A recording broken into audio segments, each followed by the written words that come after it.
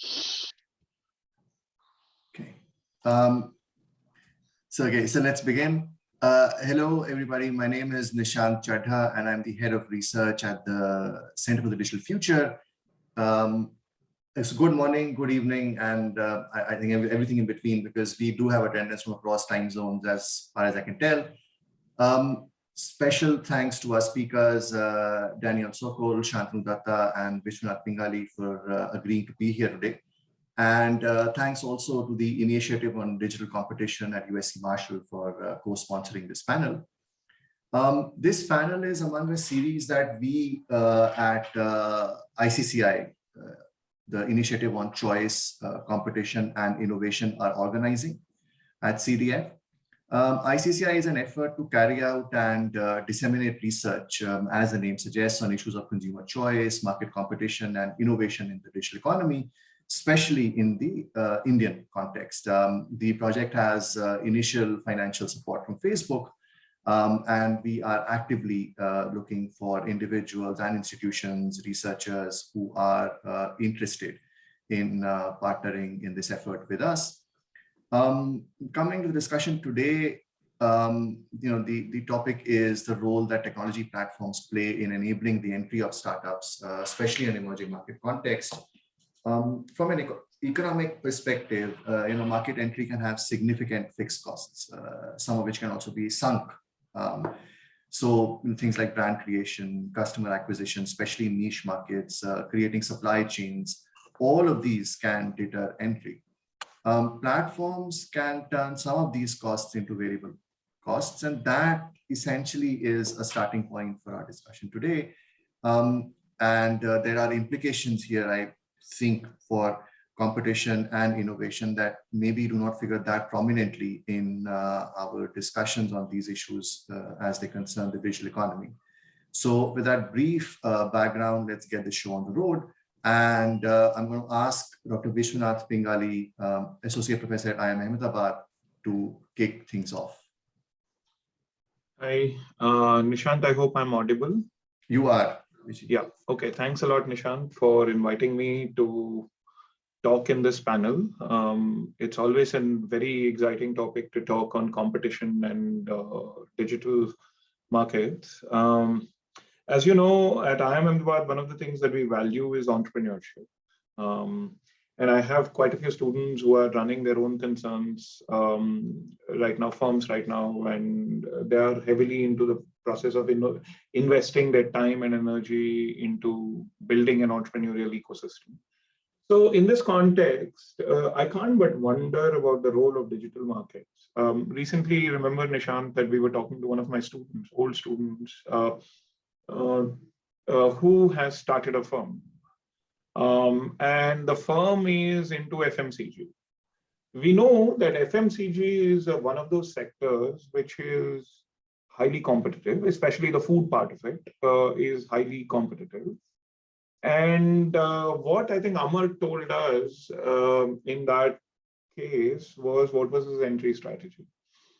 I mean, the entry strategy is, the way I think about it as an IO economist, is this, that you identify certain niche markets, you establish your presence in that niche market, and over a period of time, you scale up as and when your niche keeps expanding. I mean, that's a simple, straightforward strategy as far as firms are concerned. But what are the problems with this strategy? Identifying the niche is a costly process. Identifying the niche in every sense of the word is prone with a lot of risks. And maybe a lot of sunk investment needs to go in order for you to establish that connect. Now, I need not tell you, as an IO economist yourself, you also understand the role fixed costs and sunk costs play in deterring entry. In the introduction itself, you have captured that aspect of it quite beautifully. So where is it that I see the student, taking help from the technology platform? The argument is very simple. He wants to reach out to niche markets. And one of the things that allows that you could do on a social media platform is leverage the fact of direct network effects. You can also leverage the fact that there's going to be a peer-to-peer criticism / reviews of your products.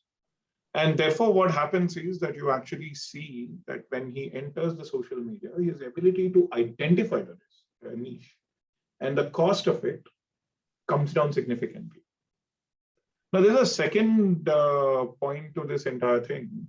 Forget this student, but there are other entrepreneurs that I'm aware of whose main market, it's kind of almost naive to assume that this market in the globalized world today is located in India itself. Correct? I mean, these markets are expansive globally in every sense of the word.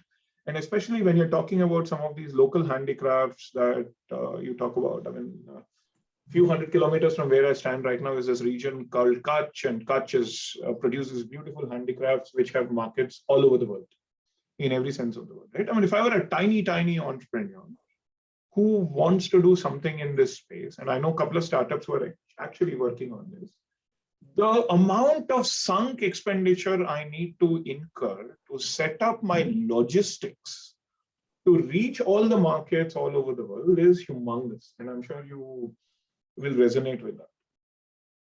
What is happening with the emergence of big tech on one side? These logistics, in some sense, are going to be given to you on a platter. In some sense, as you rightly pointed out, Nishant, the sunk investment that you're talking about converts itself into a variable cost. It works this way. Imagine that I get an order from, let's say, Scandinavia for a nice little handicraft item that I manufacture. Earlier, I had to invest a few, hundreds of thousands of dollars in order to have my own supply chain network, maybe work with a dealer. All these are investments that I need to put in before I even see a penny of return on this. Becomes a very risky investment, and that's where the deterrence is. But today, what can I do? I can get onto one of these platforms that allows me to, market my products in Scandinavia. More than anything else, I can actually get onto another platform which will allow me to ship my product. So therefore, what I'm paying that platform is basically a small fees for every shipment that I transfer from here to different countries. So that's the conversion that I'm talking about, of converting your fixed costs into variable costs. So fixed costs become your entry, the ability of fixed costs to become entry deterrents over a period of time keeps coming down. And that's where I think the secret sauce is. There's another problem that I wanted to highlight in the first place. For a second, let's actually think about the developing economies. I mean, as far as I understand the term developing economies, I mean, the way people classify between developed and developing economies is the development of institutions. Certain institutions are well established in certain countries. Some institutions are still nascent/emerging in the other countries.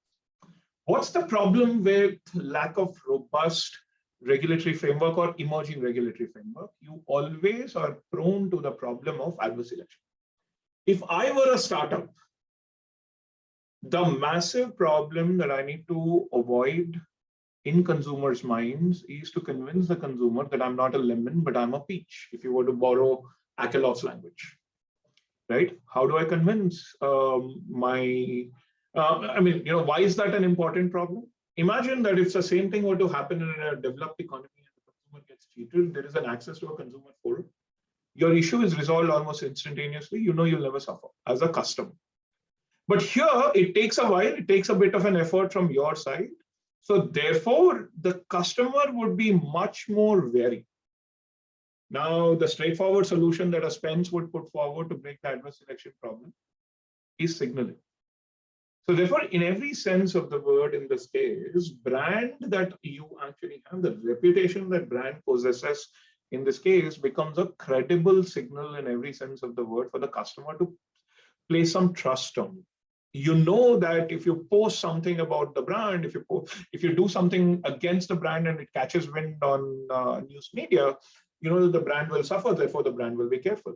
Now, such kind of a signaling mechanism is not available for a small entrepreneur. Here is where I believe that when you're seeing the word of mouth advertisement coupled with direct network effects, if I as an entrepreneur end up not fulfilling the orders to the satisfaction of the customer, which is reasonable in nature, you know that the customer can hurt me. They can write a bad review, and that's where I can kiss my entire future goodbye.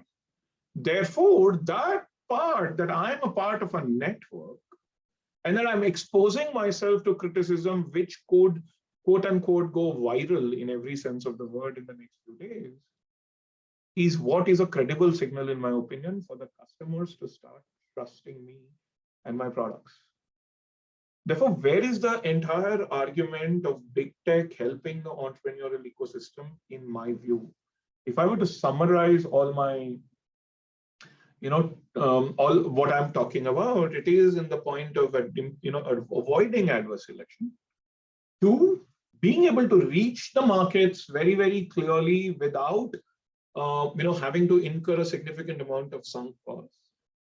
And three, in my opinion, the ability of the big tech to convert the point of convert the sunk costs into some form of variable costs. Now, what happens is over a period of time, as my scale keeps going up, even those variable costs keep coming down, and I compete much more effectively. And I think this is what I think, Nishant, I'm sure you'll remember the interview we did with this friend, with the student of mine, tells us very clearly that this is where it is. There's a final point I'd like to add. I know I summarized it, but nonetheless, I think, allow me that after class, luxury of talking to the students for a minute. It's the data. I'm pretty sure you remember that Amar was talking about, my student was talking to us about how he crunches data that he generates out of the social media and big tech. Completely crunching the data that he gets. So in other words, what is big tech doing?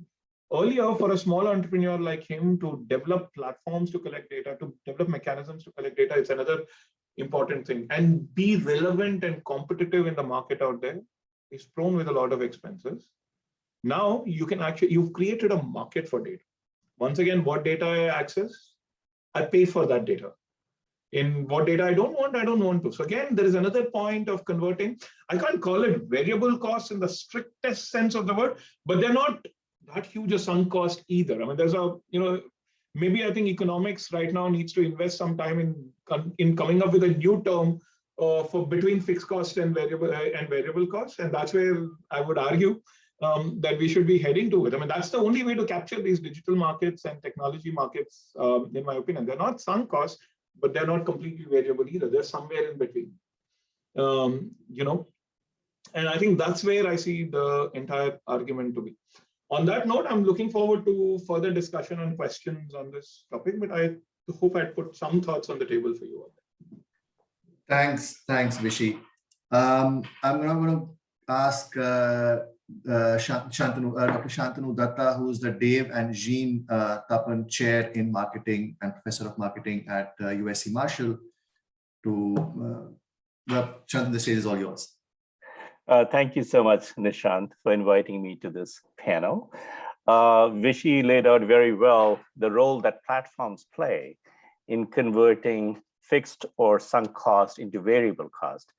What I'll do is take the example of Amazon and show how the business model of Amazon, the different pillars of the business model for Amazon, how do they help at the same time the benefits and costs that Amazon imposes on third-party sellers through the different leg of his business model. And I have a presentation I'd like to just make as part of the, let me share screen.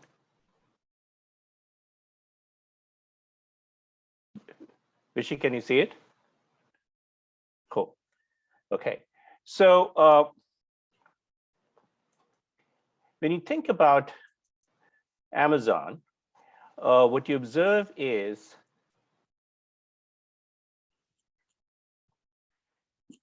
Jeff Bezos and Amazon reports one of the main messages. Shantanu, can I request you to make it full screen so that it's much more clear? Sure. Thank you very much. Sorry for disturbing. No, I'm trying. Resume slideshow. One sec.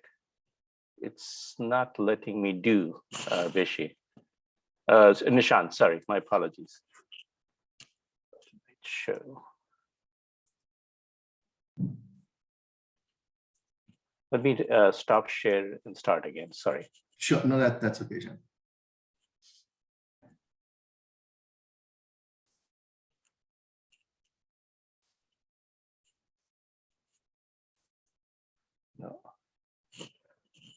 I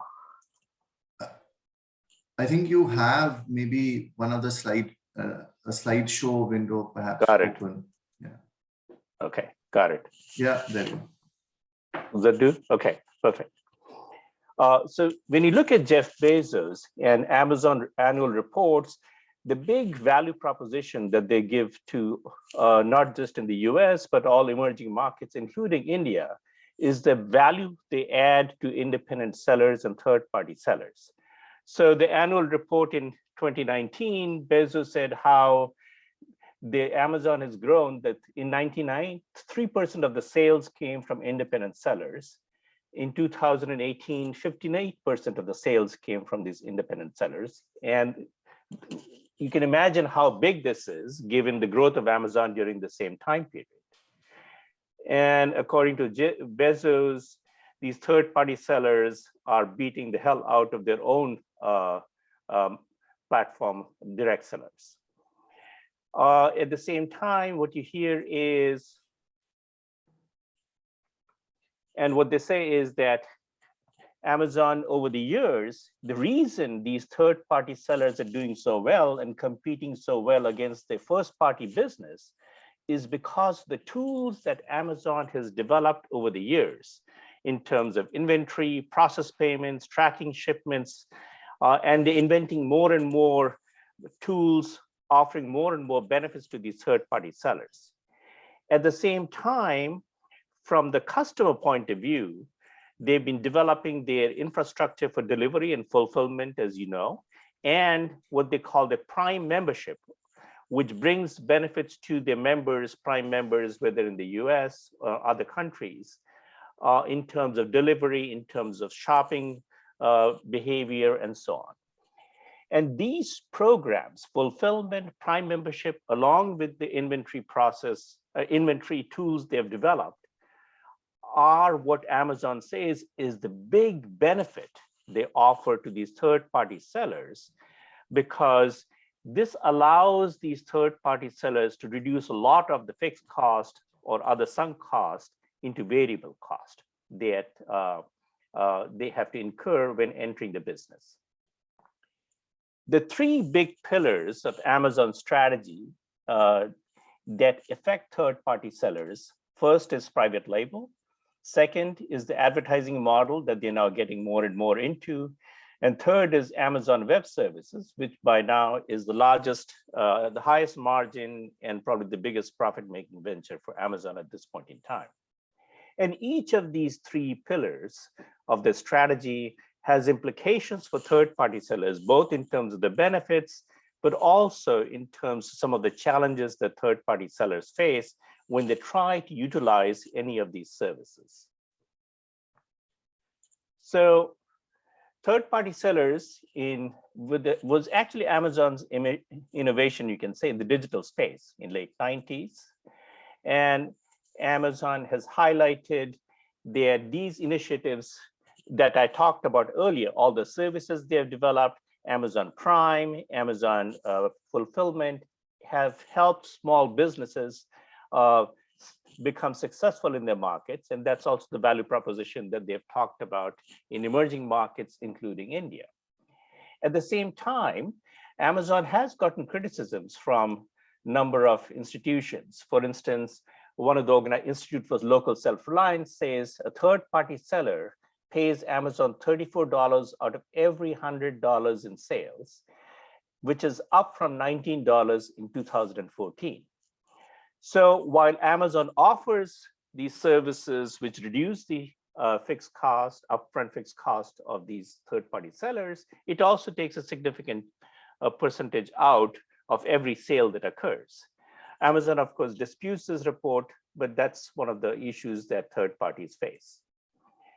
The Amazon has also been expanding its portfolio of in-house brands, which is intended to boost retail margins and take out intermediaries.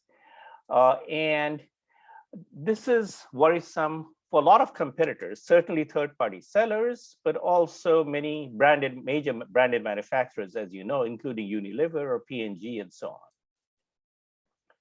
because Amazon has much more data all the way up and down the value chain relative to any other platforms, whether it's Google or Facebook, because no one has the downstream customer purchase information as rich information as Amazon has.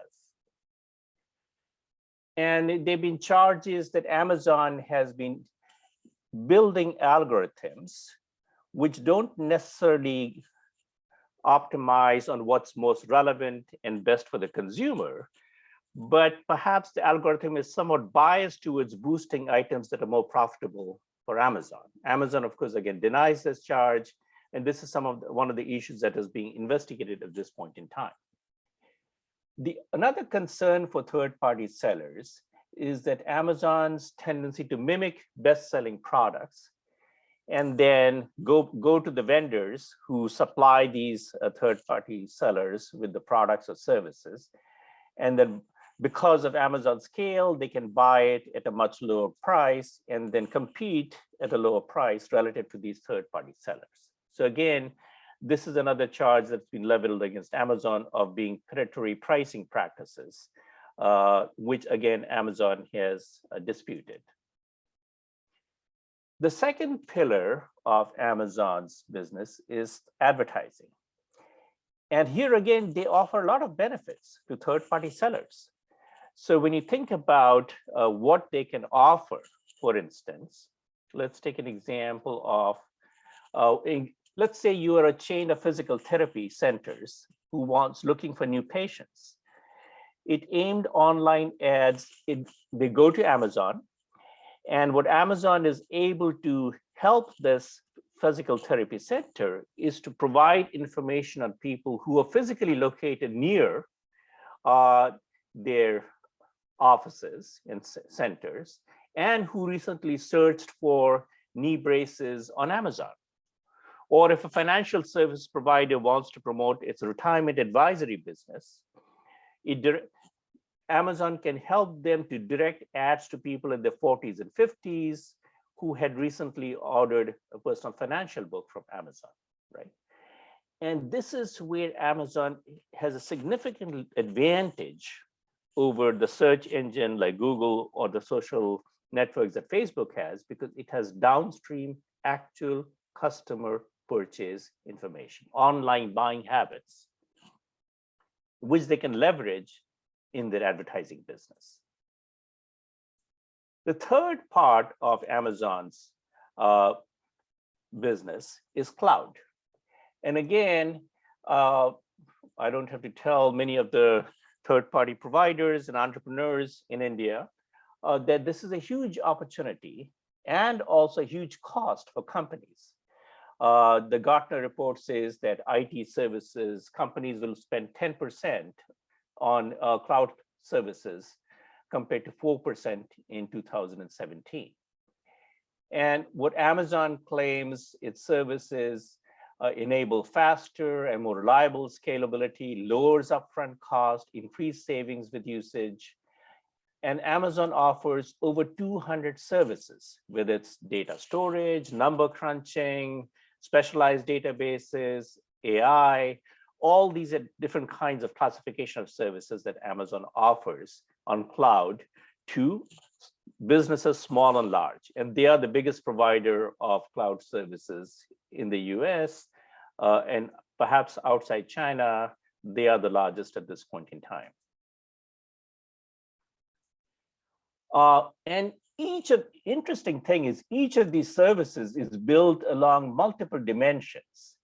So number of services, so these prices that they offer are customized and they're not public. So there's no way a third-party seller or any user of these services can compare what prices they get with anyone else, because they are quote unquote all customized, personalized, based on number of servers, time used, bytes transformed, discounts and special offers.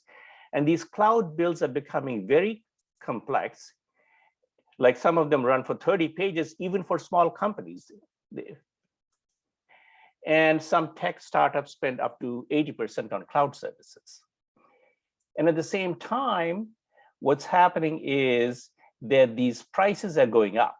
significantly, so much so that the recent Las Vegas conference in September, Amazon billing and cost optimization was the most well-attended panel at that conference.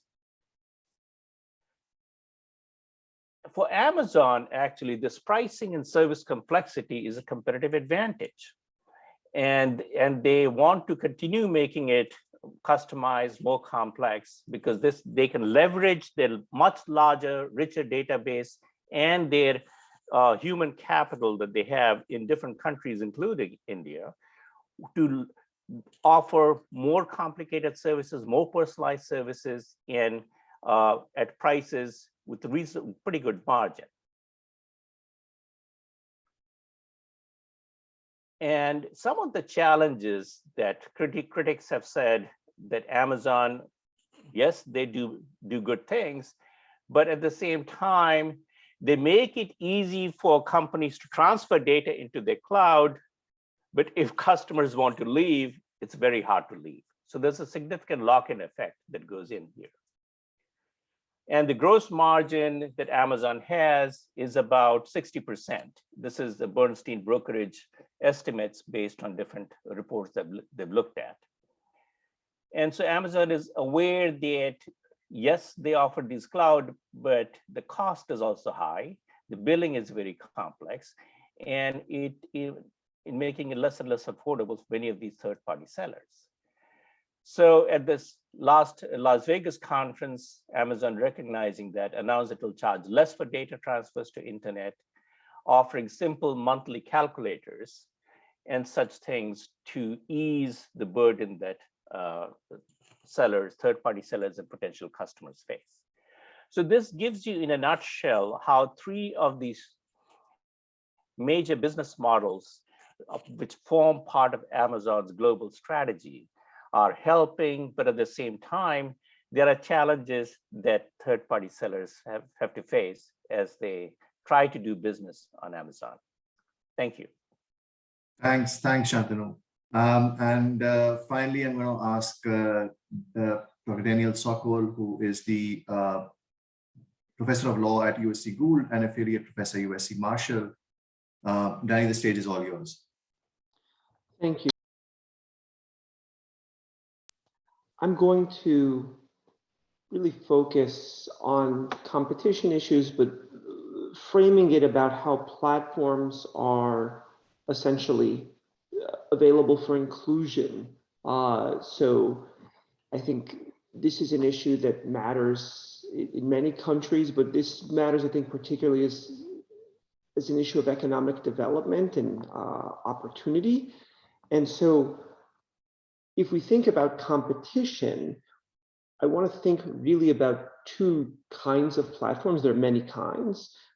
One would be with regards to fintech, really fundamentally transforming the opportunities for the unbanked, for which traditional banks had been slow to really innovate, and frankly had left many people without the kind of financial resources because simply they were not users that had opportunities, and that were using very traditional means of assessing who could get loans or even open up bank accounts, whereas algorithms allow for other kinds of proxy to give us a better sense of who could use the system, and it's meant much more inclusion. And I think this matters particularly in India, given the digitization of the economy.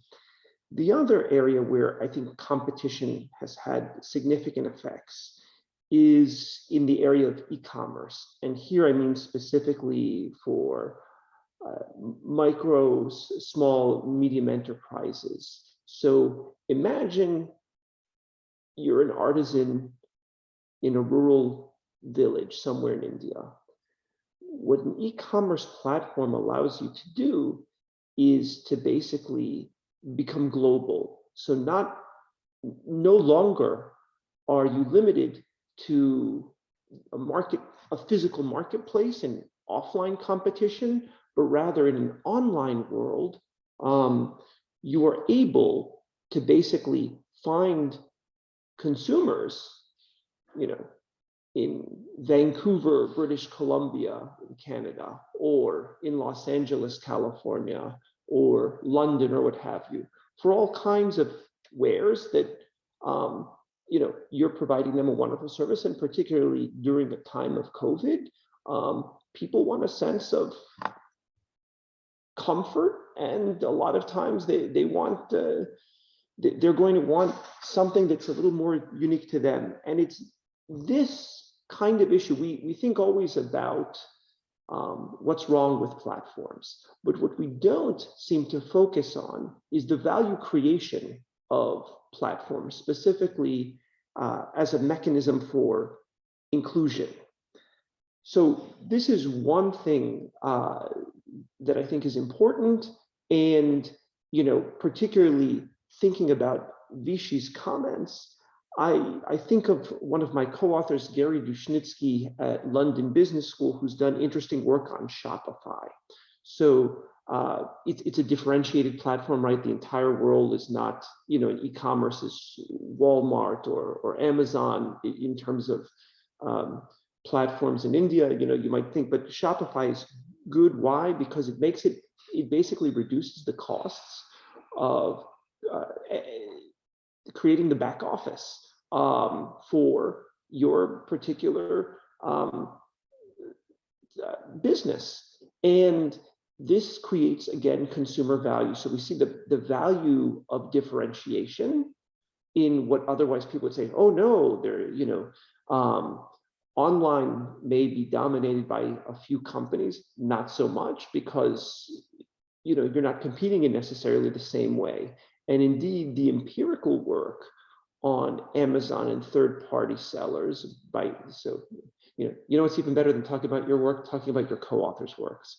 All the ones that were written without you. So it's, with great envy. So I have a different co-author, Feng Xu at Harvard Business School, who has a paper that empirically looks at the impact of third-party sellers with regard to Amazon. And what he finds is that consumers are better off, and overall welfare is better off. There are some sellers that may lose out, but the smarter sellers basically shift to where Amazon isn't.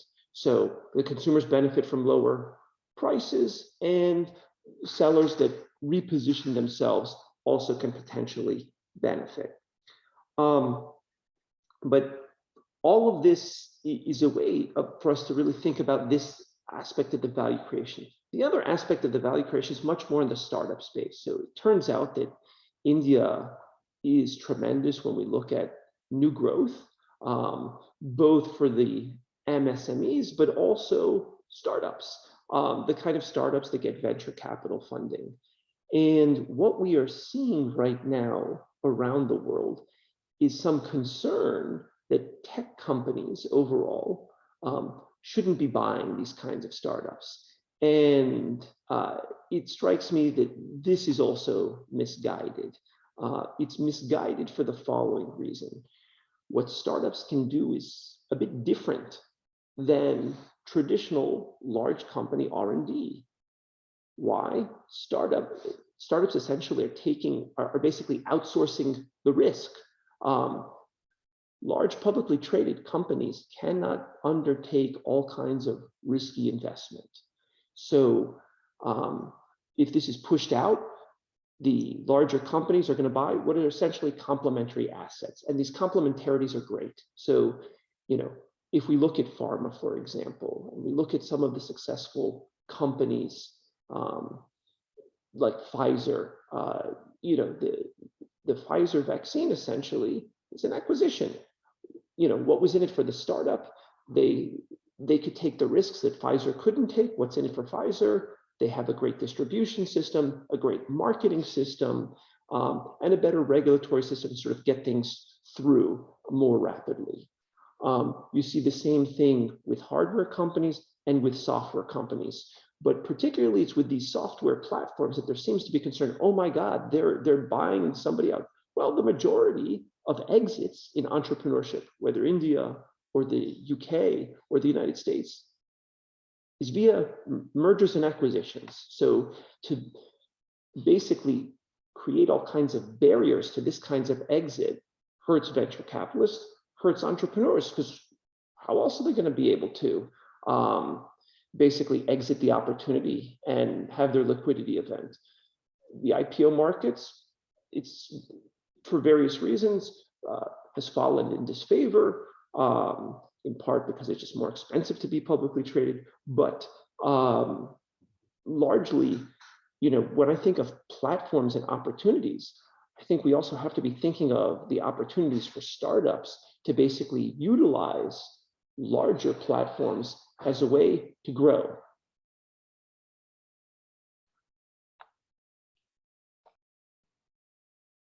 Thank you, Danny.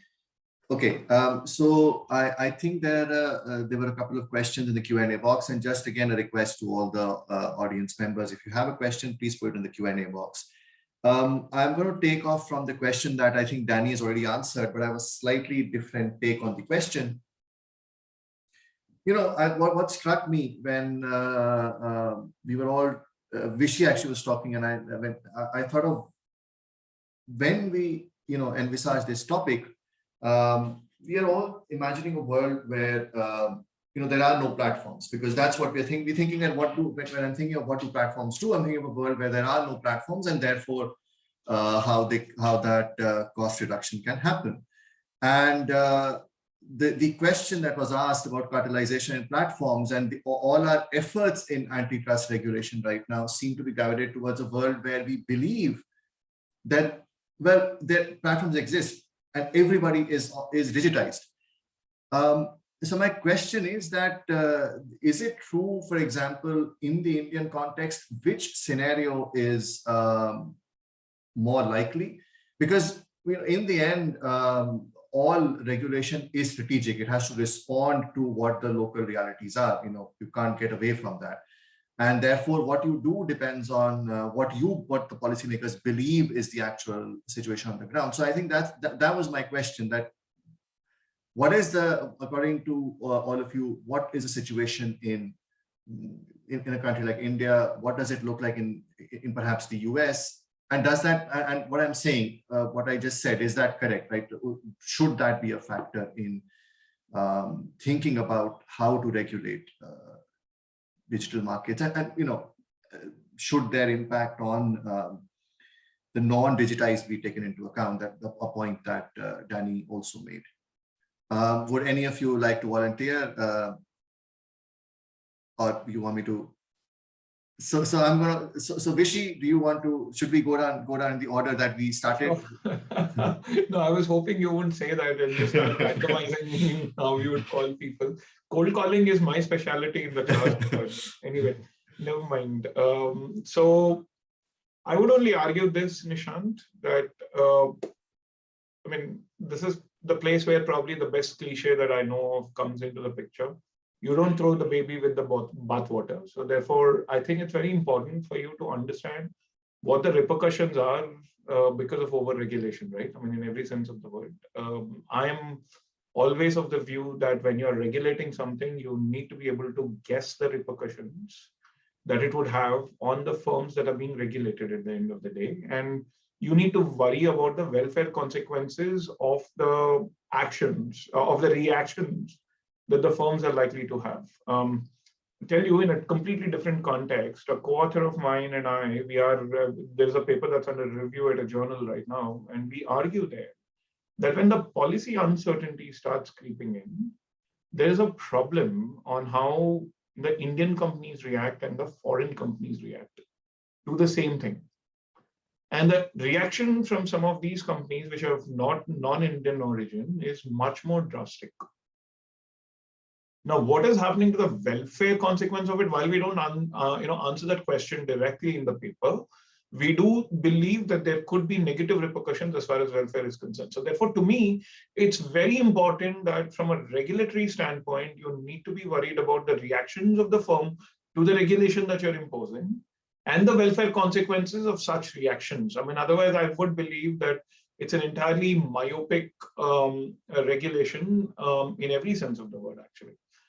Yeah, I'll stop here, but happy to continue on the discussion some more. Shantanu? I'll take a more micro view since I'm a marketing person. So what I would suggest is when you think of regulation, usually regulation tends to be a big hammer, Right. which tries to kill everything along the way. But let's take the example of Amazon's web service, for example. The web service, Amazon Web Service, by the way, creates a lot of opportunities for startups in India in terms of all the analytics and AI which goes in there, right? So if you try to impose certain regulations, Amazon as a whole, which can also come in the way of innovation in some of these other sectors where Indian skill sets can excel globally, that goes to the point that Vishy was pointing earlier, killing the baby with the bathwater. But I don't know enough about the regulations, and I trust Danny is much more conversant on that. But what I would suggest is when we think about regulations in India or with the regulatory bodies, they should look at which services that these global platforms provide can actually enhance the skill set and the competitive advantage of the tech sector in India, which has been one of the drivers of innovation globally, starting with the Y2K scenario, and has its trajectory. How can we create an environment which allows that to flourish more, particularly now in a global geopolitical setting, where China is closing itself more and more? I would hope that the policymakers in India and in Europe, in other places, and Japan, think strategically how they bring in laws which takes advantage of the innovations that can happen through these platforms in a global setting. Thanks, Shantanu. Danny?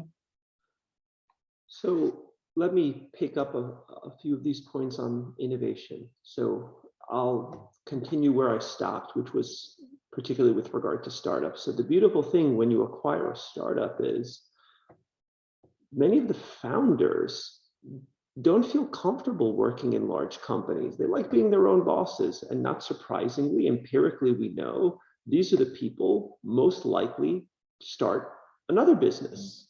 So not only, they stay a certain amount of time to help with the integration, and then they're like, thanks, I'm done. I'm going to work on my next big idea. And so part of this entrepreneurial ecosystem for which platforms play a significant role is allowing not just the exit the first time for founders, but opportunities for founders then to understand what the next unmet need might be in the market. And a lot of the investment that they end up making is in their more local community. So we have certain amalgamation effects. So founders, let's say, from Ahmedabad are more likely to have their next startup also in Ahmedabad.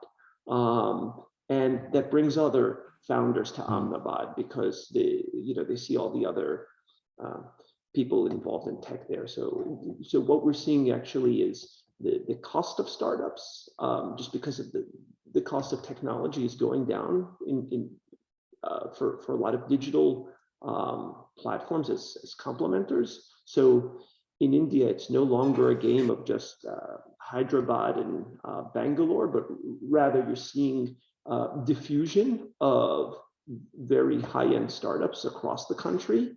I think that's a very positive thing. To the point about how do we think of regulation more broadly,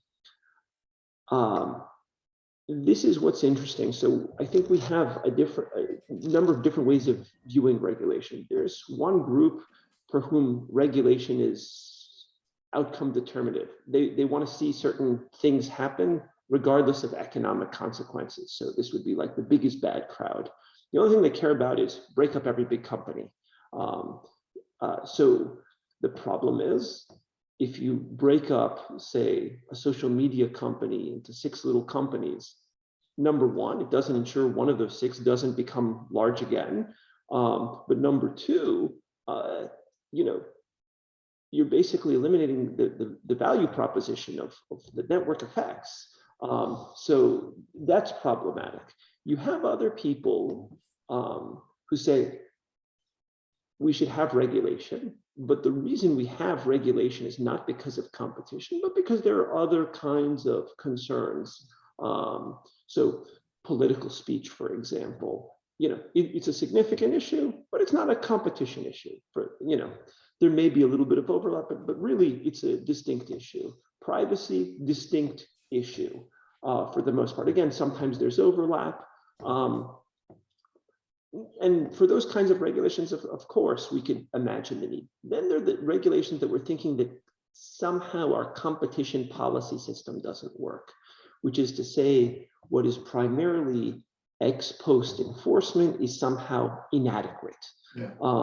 And there, the regulation is trying to potentially solve for what is essentially not just a market failure, but a government failure to properly enforce. Those kinds of regulations, right, they're not necessarily outlandish, but they have to be designed well so that what you have is something that really encourages competition and doesn't stifle innovation. And I think what we're seeing around the world is really a struggle for how to get that kind of regulation working in a way that would deal with any potential anti-competitive effects, but at the same time wouldn't really stymie the pro-competitive benefits of platforms. Thanks, Danny. I have another question, which was actually emanating from what Shantanu was talking about. It's a very different question now. We, although Danny did allude to it a little bit. See, I think when we thought about this, and when I was thinking about the question and the topic, I was thinking of this whole idea that Vishy started with, that you have these fixed costs becoming variable costs, and then what can the implications be. But something that else that struck me was that the typically risk allocation is something that we in the first pass don't talk about. It's difficult to understand theoretically, and in whether in labor markets or whether in product markets, we typically do not understand very well that risk allocation, of course, can have implications for how the market shapes up. Danny talked about the fact that entrepreneurs may want to be entrepreneurs, and how you can start up or big funding can sort of de-risk startup activity. So my question is that can we think of this allocation or this complementarity between platforms and how they enable businesses in terms of risk allocation too? So Shantanu, I'm going to start with you this time, since Vishy shouldn't always be put on the spot. So what do you mean by risk allocation, Shantanu? So I would mean that, for example, let me give you, if I take a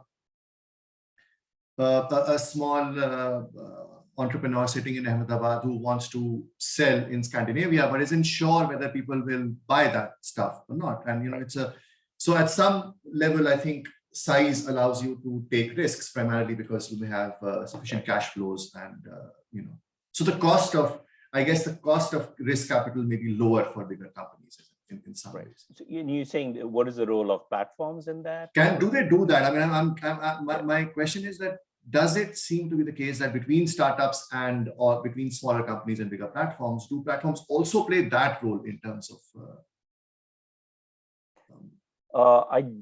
What I'm aware is these platforms, including the examples of Amazon that I provided, they offer lots of these services which can make it easier or more cost effective, reduces the upfront cost of sellers trying to get into the markets. And what Amazon would say is they've allowed lots of entrepreneurs, companies, including handicrafts from Kutch, to go to US and Europe through their platforms. So that would be the way they would say that we have reduced the risk. Our brand, the fact that our platform provides them the opportunities to enter markets which otherwise they wouldn't have access to, is what they would say the risk minimization role they play. In fact, that's a big part of Amazon's messaging in the annual reports and other statements they've made over the years. Danny, would you want to comment on? So I'll take it from the perspective of the entrepreneur, that business that wants to go on the platform. Fundamentally, before we even get to the risk you're talking about, there's the risk of the platform itself. You need to be able to trust the platform, that you're going to be able to buy and sell. So platforms, the high quality platforms, invest a lot in creating that trust. And it turns out, the larger the platform, the greater the investment that they're going to have to make sure that the platform works well. And this is also a lot of times lost in the debates, right? Because if you lose trust in the platform, it happens overnight. The best example is one in the United States. There was a data breach in 2013 for Target, well-known retailer, had very high consumer loyalty, it had its own store brand credit card. And the data breach was in the credit card. And because basically the CEO bungled the data breach response, literally 1 out of 5 people tore up their credit card, destroyed trust in the platform. I think that was a big turning point for many companies. Number one, they're investing a lot more in data security. But number two, I think they now recognize the importance of how quickly they can lose trust. And you see this across a number of platforms. This is why you'll always have, for example, counterfeits. But this is why, or even fake posts on social media trying to negatively influence people. But the larger the platform, the more they're going to try to invest to basically get rid of these kinds of fakes.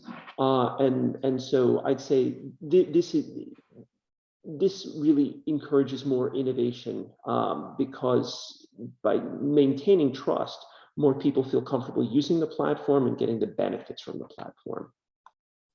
Thanks. Vishy? I'll make 2 points, Nishant, here. First one is, let's take the question of risk that you're talking about head on. When you're converting sunk cost into variable cost, that's a serious risk mitigation that you're talking about out here. You're not losing billions of dollars or millions of dollars, if you will, Wrong strategy. In running a strategy which may not work at any given point in time. At any given, at a particular point in time, you're just risking a few $1,000s. That allows you to manage your risks much more smoothly than anything else. The second point I want to make is directly connected with network effects. This time, not the direct ones, but the indirect ones. And it might even address one of the questions that I saw in Q&A about making big platforms compete. We've been talking about it a lot. I think both from an academia and regulatory standpoint, the word bundling needs to be relooked at in a very careful manner as we go forward. What does abuse of dominance? I mean, does bundling necessarily mean abuse of dominance? I'm sure we know that it doesn't. But I think most of the antitrust cases that you actually see in the world out there are about abuse of dominance, about a platform doing multiple functions. 2 points to that. One is that an entrepreneur's risk is mitigated when the person also invests a bit of his or her resources in trusting a platform. And that resource gets spread over multiple functions if a platform is allowed to operate on multiple dimensions. Now the question is, platform also needs to invest a lot of money in developing multiple functionalities in every sense of the word, and therefore there's got to be some return to investment at the end of the day. So therefore, this entire argument of bundling constituting abuse of dominance, in my view, has to be relooked at from the fundamental principles all over again. And I really do believe that both regulators and academicians will have to take a lot of lead in figuring out some of these principles. I'm really sure that what you thought as traditional bundling exercise at one point in time is no longer valid. I mean, this is really, when you look at it from a risk mitigation perspective, Nishant. I mean, I am, as an entrepreneur, investing a lot of money in establishing my presence on a platform. And the more I spread it on, the less is my risk. In every sense of the word. I mean, I've not only managed to convert my fixed costs into variable costs, I'm now able to spread that across multiple functions that I'm supposed to carry out as an entrepreneur. So that needs to be something that needs to be highlighted. And I'm afraid that is just not being highlighted in all the literature that I've been reading. So thanks, Vishy, and we've got 3 minutes left before we sort of end this session. Any last thoughts? And we can do this in the reverse order. So maybe we'll start with Danny this time. So I'll just say that, this is a very interesting time for thinking about platforms and value creation in India and really around the world. I think it's fair to say there's techlash everywhere. I think a particular Indian flavor is also there's an anti-Chinese techlash. We just have anti-China lash, even non-tech. But to a certain extent, we're living in this world of techlash, and it's about how do we address some of the sort of deeper societal concerns with regard to technology, but do so in a way that doesn't destroy the value of platforms that in so many ways has really made our lives better. Thanks, Danny. Shantanu?